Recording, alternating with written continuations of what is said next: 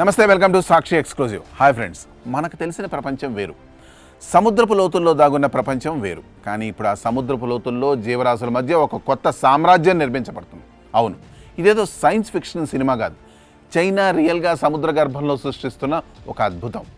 అదే సమయంలో ప్రపంచాన్ని ఆలోచనలో పడేస్తున్న ఓ పెద్ద సంచలనం. అదేంటో వివరాలతో ఈ స్టోరీలో చూద్దాం. వీడియో అయితే ఎక్కడ స్కిప్ అవ్వకుండా చూడండి. డేటా సెంటర్ అనగానే మనకు గుర్తొచ్చేది వందలాది ఎకరాల్లో విస్తరించి ఉన్న భారీ బిల్డింగులు, నిరంతరం తిరిగే ఏసీలు, వేల కోట్ల లీటర్ల నీరు.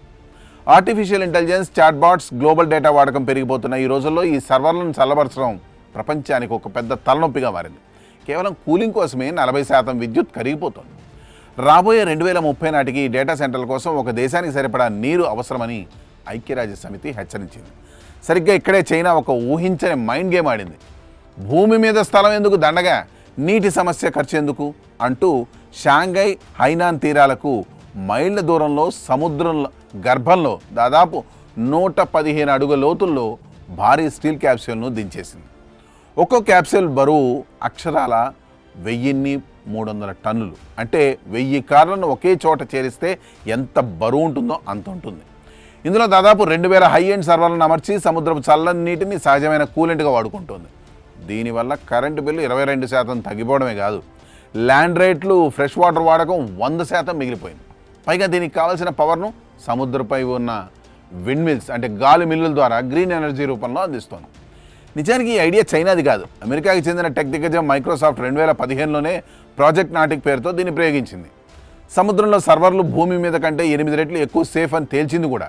కానీ సముద్రపు నీటి తుప్పు, అండర్ వాటర్ కేబుల్స్ మెయింటెనెన్స్ ఖర్చు భరించలేక 2024లో అమెరికా ఈ ప్రాజెక్టును పక్కన పడేసింది. అమెరికా వదిలేసిన చోట నుండే చైనా తన విశ్వరూపం చూపించింది. ప్రయోగాన్ని కమర్షియల్గా సక్సెస్గా చేసి ప్రపంచంలోనే మొట్టమొదటి wind powered under water data సెంటర్ను రన్ చేసి చూపిస్తోంది. భయంకరమైన టైఫూన్ తుఫాన్లు వచ్చినా ఈ సముద్ర గర్భ సర్వర్లకు చిన్న గీత కూడా పడలేదంటే వీరి ఇంజనీరింగ్ ప్లానింగ్ ఎలాంటిదో అర్థం చేసుకోవచ్చు. కానీ నాణ్యానికి ఇంకో వైపు ఉన్నట్టే ఈ నిశ్శబ్ద సముద్ర సామ్రాజ్యం వెనుక కొన్ని భయంకరమైన ప్రశ్నలు, అనుమానాలు కూడా రేకెత్తుతున్నాయి.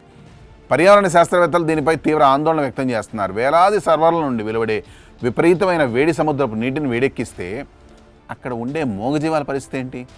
సముద్రపు ఉష్ణోగ్రతలు పెరిగి టాక్సిక్ ఆల్గే పెరిగితే, అంటే విపరీతమైన నాచు పెరిగితే ఆక్సిజన్ అందక సముద్ర జీవులు ఊపిరాడక చనిపోయే ప్రమాదం ఉందనేది ఒక వాదన.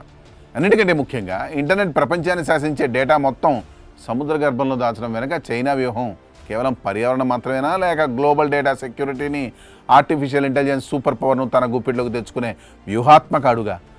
భవిష్యత్తులో ఈ టెక్నాలజీ ప్రపంచాన్ని గ్రీన్ ఎనర్జీ వైపు నడిపిస్తుందా, లేక సముద్ర పర్యావరణాన్ని ప్రమాదంలోకి నెడుతుందా అనేది కాలమే సమాధానం చెప్పాలి.